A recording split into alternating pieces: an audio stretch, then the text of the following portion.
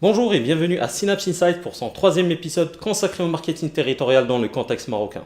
Durant cet épisode, nous allons revenir par souci de méthodologie à l'analyse par segment, puis sur l'analyse de la compétitivité territoriale qualitative à travers la méthode cerise-revêt, pour finalement synthétiser le diagnostic territorial et construire la promesse territoriale. Si vous n'avez pas vu les deux premiers épisodes, je vous conseille de les visionner avant d'avancer. Je vous conseille également de visiter le blog animé par l'expert Vincent Golin, marketingterritorial.org, pour approfondir les concepts que nous visualisons ensemble. Installez-vous bien, cette vidéo risque d'être légèrement concentrée. Pour rester toujours au courant de nouvelles vidéos, streaming live et bien d'autres contenus, abonnez-vous à la chaîne et cliquez sur la cloche pour être toujours notifié à chaque publication.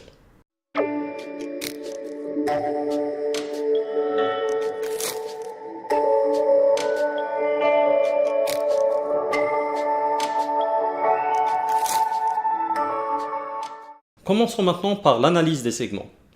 Les segments sont des éléments qui composent en totalité le territoire et qui nous permettent de cibler notre analyse pour ensuite cibler les actions. Voici les 15 marchés cibles du marketing territorial dit segments.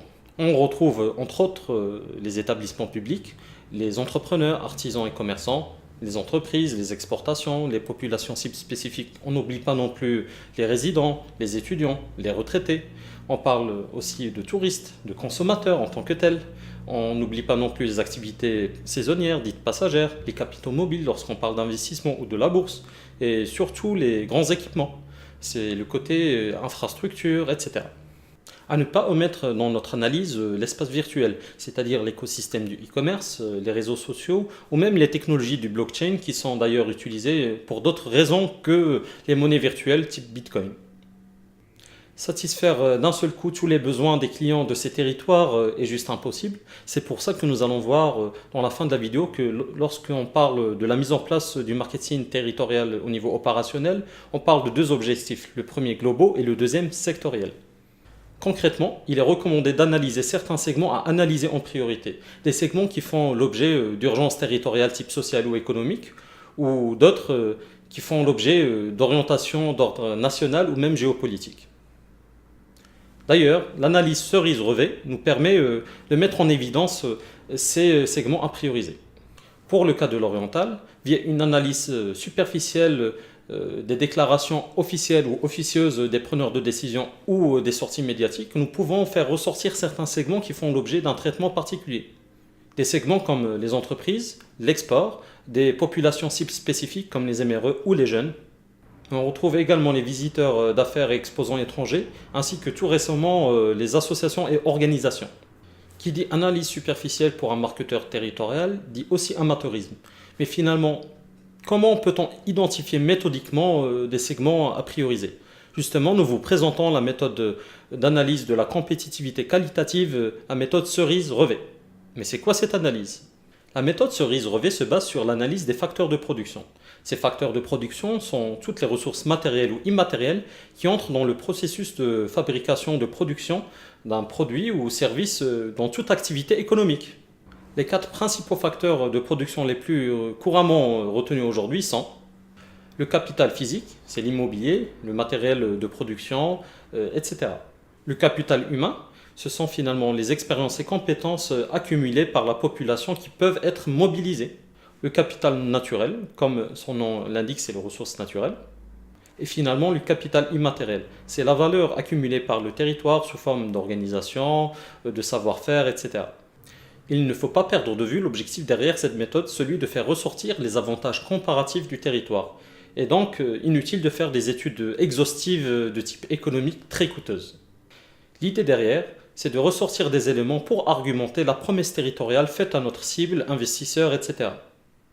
Une analyse économique approfondie ne serait crédible que si elle correspond à une véritable volonté locale qui sort du champ du marketing territorial. Mais comme on dit, Inch'Allah. Analysons maintenant élément par élément. C pour capital humain. Ce sont toutes les ressources humaines, hommes et femmes, avec leur cumul d'expérience et de compétences, qui sont mobilisables immédiatement et donc il faudrait connaître la structure des coûts, mais aussi leur qualification. Mais c'est aussi l'analyse des outils de formation, par exemple les universités, les écoles, le e-learning, etc. Parce que ces dernières, c'est eux qui produisent et entretiennent cette main-d'œuvre. Et donc, on analyse aussi pour le moyen et long terme. Finalement, nous étudions la notion de la productivité de travail. Et donc, si l'université n'est pas consciente, structurellement parlant, de sa position stratégique au profit du marketing territorial, aucune action visant à ramener des investisseurs, par exemple, ne serait concluante. Pire encore, comme l'aspect de l'attractivité territoriale est majeur, c'est-à-dire la qualité de vie, le logement, les afterworks décontractés, etc., les meilleurs éléments produits dans le territoire seront finalement destinés à être exportés dans d'autres territoires plus attractifs. Et finalement, nous perdons toute notre matière grise. Nos pensées d'ailleurs vont aux gens de l'oriental et aux Marocains en général qui occupent des postes de haut niveau dans des organisations nationales et internationales, mais par contre ne rencontrent pas des mécanismes séducteurs et attractifs dans leur territoire d'origine. Pire encore, ils rencontrent des mécanismes destructeurs et ils sont sous-valorisés. Eux, pour entreprises et acteurs leaders, ce sont les entreprises emblématiques présentes sur le territoire ou sur la filière retenue. D'ailleurs, nous avons insisté sur ce point-là lors de la préparation de la démarche. Nous menons une étude exhaustive des acteurs. Ces entreprises sont connues soit pour elles-mêmes ou soit pour des produits ou services emblématiques. Et ce n'est pas limité aux entreprises, mais aussi aux acteurs leaders. Ce sont des personnalités locales connues, par exemple, dans le monde du sport, de l'art, d'un certain métier spécifique, etc. Ces acteurs ont souvent une renommée nationale ou internationale et parfois peuvent avoir quitté le territoire. Et donc c'est utile de les associer à leur territoire d'origine, mais c'est aussi d'autres personnalités type historique ou même imaginaire. Par exemple, et toujours dans le cas de l'oriental, si vous êtes Barkani, vous connaissez l'athlète international Garrouj. Si vous êtes de Nador ou Driouch, vous connaissez l'histoire de Abdelkrim El-Khattabi. Ou si vous êtes tout simplement marocain, vous connaissez le mythe de Aïcha Kndisha. Je vous renvoie d'ailleurs au Saturday Streaming Live fait avec le groupe Ali Band. C'est un groupe de musique locale qui s'inspire d'éléments historiques et mythologiques pour puiser des éléments créatifs. R comme réseau et point nodaux. Ces réseaux sont des raccourcis de mise en relation pour les entreprises, d'ailleurs qui est formulé parmi les top 3 des demandes aux agences de développement et aux chambres de commerce. Ces réseaux sont par exemple les organismes professionnels, les représentations patronales, les centres d'activité économique ou clusters, etc. Mais sans langue de bois. Ces réseaux professionnels au Maroc se retrouvent parfois au centre des enjeux politiques et électoraux. D'ailleurs, certains opérateurs étrangers, comme Bombardier, ont clairement refusé d'investir en attendant des signes de bonne gouvernance. Et les grands projets de développement au Maroc sont des success stories grâce à l'intervention royale qui garantissait l'aboutissement des projets. Ce qui prouve le dysfonctionnement des centres régionaux d'investissement dits séries au Maroc qui subissent une refonte totale. Comprenez maintenant que la raison profonde derrière le boycott des Maroc visant 3 sociétés n'est pas une question de prix, mais une question de roll-ball de domination de certaines sociétés au Maroc et de leurs acteurs. Les investisseurs en sont conscients, maintenant les citoyens aussi. Ce même contexte qui a poussé l'actuel ministre de l'Industrie et du Commerce Moulay Fadel Alami à lui-même demander une enquête pour blanchir son nom après les cessations d'activité de Saham Assurance. C'est pourquoi d'ailleurs le marketing territorial offre à tous les acteurs, grands, moyens et petits, sans délit d'information, information et outils de développement. I comme infrastructure, immobilier ou même localisation. Évidemment, on se pose la question de la localisation du territoire. Comment est-il situé? Quelles infrastructures le desservent et avec quel niveau de service? On s'intéresse par la suite à l'analyse interne de l'infrastructure et de l'offre foncière et immobilière. L'analyse portera sur l'ensemble des infrastructures nécessaires pour le développement des activités économiques, comme le système de transport et de santé, de grands équipements scientifiques, les parcs de logement, l'offre hôtelière, et aussi les institutions culturelles, etc. Et ce, en s'intéressant tout particulièrement aux caractéristiques clés, comme le type, le niveau de qualité, le coût pour le client, etc. On se focalisera tout particulièrement sur les infrastructures présentes à date, mais aussi celles qui seront disponibles horizon 3 ans maximum, présentes dans le SDAU, feuille de route qui est d'ailleurs évoquée dans le précédent épisode. Nous traiterons à la fois l'offre et la demande, chose qui se fait rarement dans les études actuelles. Petit teaser, cet aspect fera l'objet de 3 dossiers spéciaux traités par Synapse Insight en 2018. Le premier, c'est l'immobilier focus sur les nouveaux business models. Le deuxième, c'est le tourisme avec un focus sur le tourisme d'affaires, le tourisme de luxe. Le troisième, c'est l'agriculture avec un focus sur la transformation industrielle et l'export. mais aussi d'un streaming live abordant l'efficacité et l'efficience du système hospitalier au Maroc. S comme service. L'offre de service est un élément essentiel dans l'analyse, mais c'est aussi l'une des analyses les plus délicates car il faut identifier les services clés et non les services qui sont certes importants mais non différenciés d'un territoire à un autre. Deuxième risque, c'est aussi vouloir identifier et cataloguer toute l'offre du service disponible. Schématiquement, on distingue quatre grandes familles de services à identifier. Le premier, c'est les services privés aux entreprises. Le deuxième, c'est les services rendus par les gestionnaires des grands équipements. La troisième, ce sont les services rendus aux populations et aux salariés. Et enfin, ce sont les services rendus par les accompagnateurs au développement des entreprises. Eux, comme événements professionnels. Le SIAM à Meknès, ce sont des exemples d'événements professionnels type congrès, foire ou salon qui peuvent offrir des éléments de différenciation à ces territoires. Il s'agit d'intégrer ici par rapport à la mise en relation du territoire au marché le taux d'équipement, c'est-à-dire la qualité des infrastructures existantes ou projetées dédiées à ces événements. Par exemple, l'accès au site, la qualité de la signalisation et la qualité de l'accueil sur place, d'autres services complémentaires, etc. Mais c'est aussi la qualité des prestataires spécialisés comme les agences de communication, en complément bien sûr de l'offre hôtelière. Vous l'avez peut-être deviné, c'est pourquoi nous allons traiter du tourisme d'affaires dans un dossier spécial. R pour recherche et développement, innovation ou infrastructures scientifiques dédiées. Tout est dans le titre, nous traitons ici des équipements technologiques et scientifiques, de leur nature s'ils existent, jusqu'aux incubateurs pour entreprises, et aussi des financements et de leur efficacité. En bref, il s'agit d'analyser les équipements par rapport à la cible que l'on voudrait réellement attirer pour en tirer les réels atouts et avantages comparatifs par rapport aux concurrents. Une erreur d'ailleurs typiquement marocaine, c'est que les décisionnaires privilégient lors du recensement les laboratoires d'excellence et prestigieux qui travaillent au niveau international mais qui ont peu d'attaches avec les acteurs locaux, alors qu'il faudrait privilégier justement les petits laboratoires, les petits bureaux d'études locaux qui ont une relation directe avec le terrain.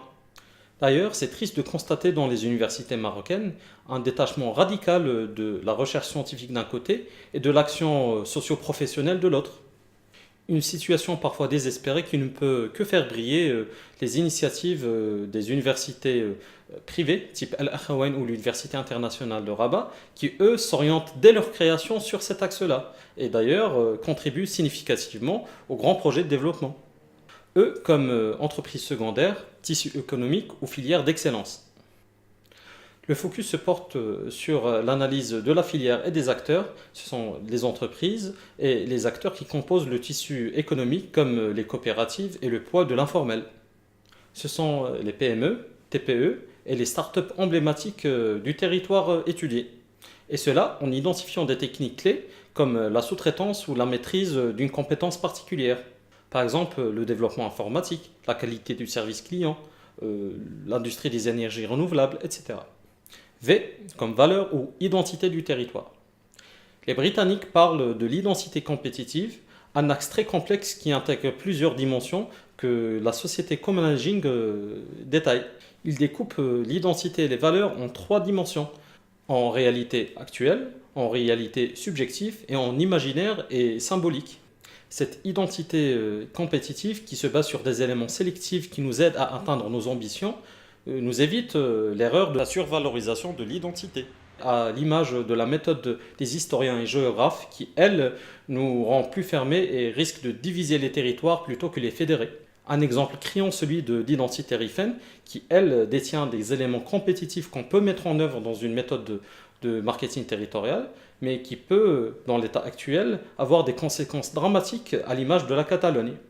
Les marketeurs ici préconisent une approche light qui sert à identifier les éléments compétitifs de l'offre territoriale à mettre en œuvre plutôt que se concentrer à dessiner un portrait territorial complet.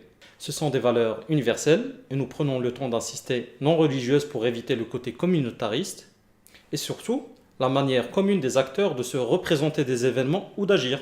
Par exemple, l'amour du travail bien fait, l'honnêteté, l'engagement et le professionnalisme, etc.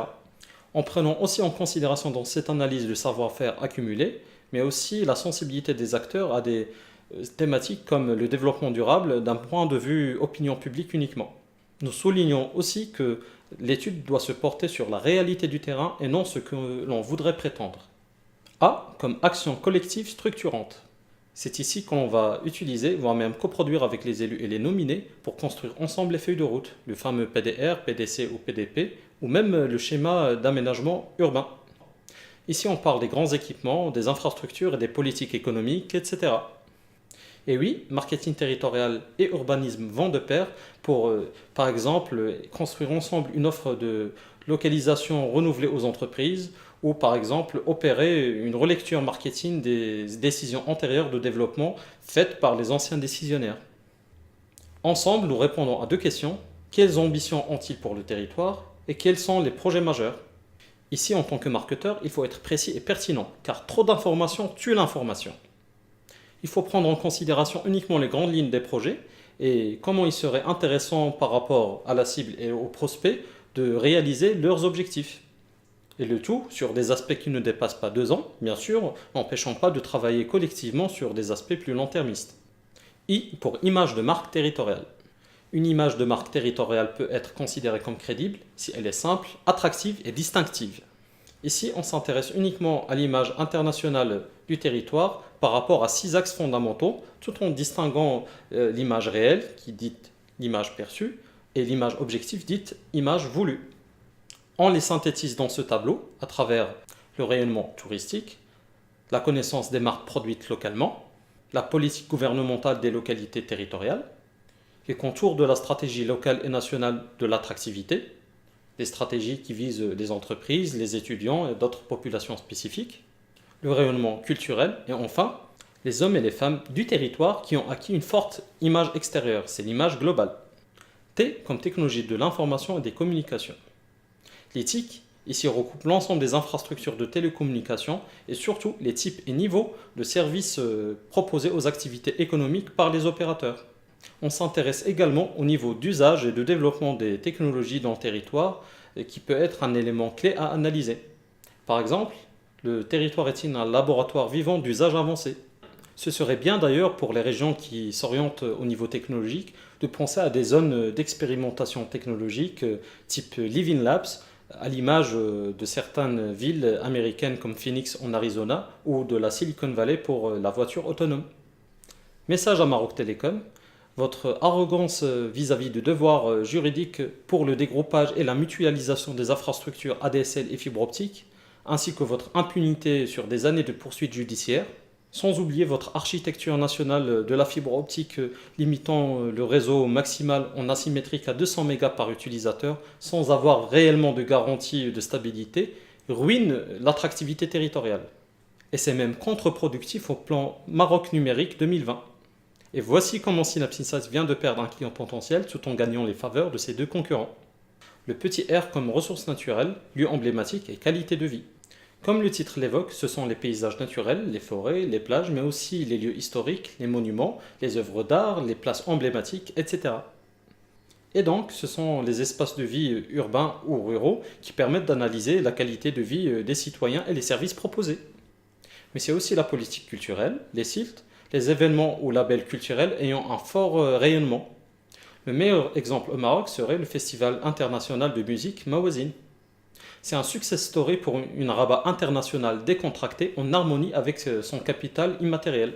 Toutes ces caractéristiques représentent ce qu'on appelle le Registered Trademark d'un territoire ou label ou marque d'un territoire.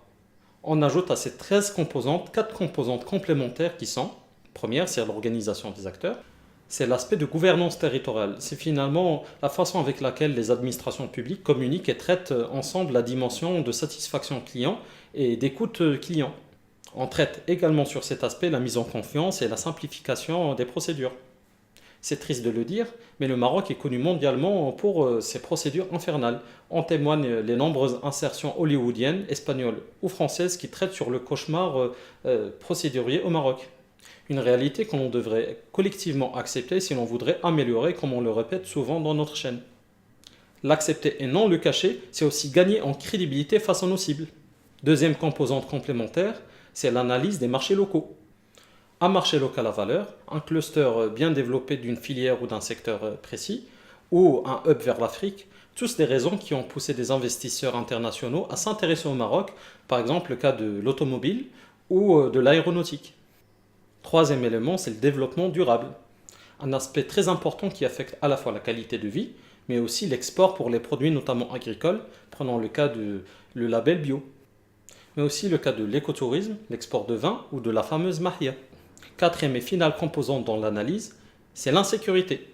Un sujet névralgique pour le Maroc qui a réussi à se distinguer par rapport aux autres pays africains et du Moyen-Orient par rapport à la gestion d'événements dits dramatiques. Mais l'autre aspect qui nous tient particulièrement à cœur, qui est souvent négligé, c'est l'aspect de la qualité de vie.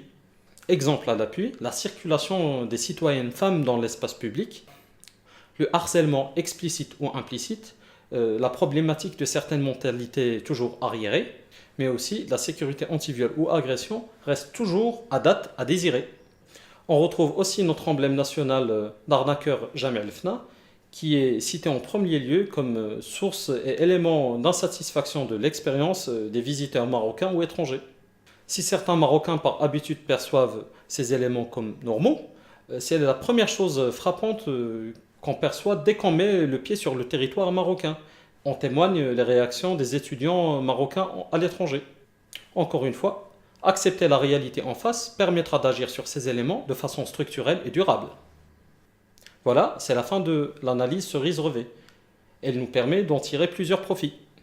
Cette analyse permet de décrypter les stratégies marketing des territoires retenus comme concurrents. Elle permet aussi d'identifier des avantages comparatifs. Elle permet, comme on l'a dit, de déterminer les segments prioritaires à marketer. Elle permet également de construire l'argumentaire pour l'offre territoriale. Et pour ce faire, il faut passer par la dernière étape de la séquence du diagnostic. Sixième étape, c'est synthétiser l'évaluation de l'offre territoriale par rapport à la demande par segment. Comme le tableau l'indique, nous allons synthétiser chaque élément par critère qualitatif d'opportunité. Premier élément, c'est l'attrait du marché, puis les opportunités liées aux facteurs du marché, puis les opportunités liées aux facteurs d'environnement. Troisième élément, la compétitivité territoriale de l'offre, la compétitivité qualitative de l'offre territoriale. Dernier élément, la compétitivité prix du territoire. Nous attribuons à chaque élément une note sur une échelle à valeur de 1 à 5 que nous synthétisons en faisant la somme. Voici la fin de l'analyse. Voyez clairement l'importance de la séquence souvent omise par les décisionnaires qui permet de dessiner clairement les atouts comparatifs sur lesquels nous allons nous baser pour construire l'offre territoriale. Deuxième séquence est la définition des choix stratégiques. Première étape, c'est se donner une ambition. C'est la mission et objectif du marketing territorial comme on les a expliqués lors de la première vidéo. L'étape qui, si le diagnostic est bien mené, permet de rédiger des recommandations et plans d'action stratégiques cohérents pour le développement de la région. Deuxième étape, c'est construire sa promesse territoriale. L'art du marketing, c'est d'offrir un rêve. D'ailleurs, comme le dit la Bible du marketing, le Mercator, le positionnement est une démarche volontariste du territoire qui consiste à choisir où l'on voudrait se positionner sur un marché. Face à quels concurrents et quelles propositions de valeur claires pour les clients. Et donc, le positionnement s'appuie sur deux concepts clés en marketing, l'identification et la différenciation. Premier élément, c'est le positionnement global du territoire, c'est finalement agir sur la notoriété du territoire. C'est le positionnement de l'ensemble des acteurs du territoire auprès de ses publics visés. Il se traduit par une promesse territoriale, par exemple, London, a world in the city, Londres, un monde dans une ville. Et la différenciation se fait par le positionnement du territoire par rapport à ses segments ciblés et prescripteurs. Ici, il va s'agir de définir le positionnement du territoire par rapport à chaque segment retenu lors du ciblage. Chaque positionnement sera traduit en promesse client adaptée au public visé. Et bien sûr, sans oublier le positionnement en interne pour les acteurs locaux. L'implication des acteurs locaux est vitale pour chaque stratégie du marketing territorial. Le positionnement consistera à définir l'axe du discours du marketing territorial pour l'implication des acteurs locaux. Dernière séquence, c'est la mise en place d'un plan d'action opérationnel. Première étape, c'est construire sa participation par le marketing mixte. 12 variables sont identifiées pour établir le plan marketing mixte. Les premières actions portent sur la mise en œuvre organisationnelle du marketing territorial et du plan marketing mixte. Les actions du couple produit territorial et services associés. Ce couple vise à mettre en valeur les avantages comparatifs de l'offre territoriale ainsi que de la gamme de services associés, et donc offrant une véritable différenciation, par exemple un welcome package pour un investisseur sur le territoire. Ensuite, les actions de labellisation qui visent à mettre en valeur des composantes clés de l'offre territoriale, comme la labellisation des pépinières, la labellisation d'une certaine destination touristique, etc. Puis, il y a les actions qui concernent la politique prix. Ces actions permettent de communiquer sur le coût des facteurs, mais aussi les prix des services associés à cette installation. Par exemple, l'ouverture d'une usine, donc en investissement, et son prix de fonctionnement. Les actions relevant de la communication et de la promotion territoriale relèvent de 5 points à étudier. C'est la publicité, la stimulation des décisions, le parrainage et la communication événementielle, relations publiques et marketing direct.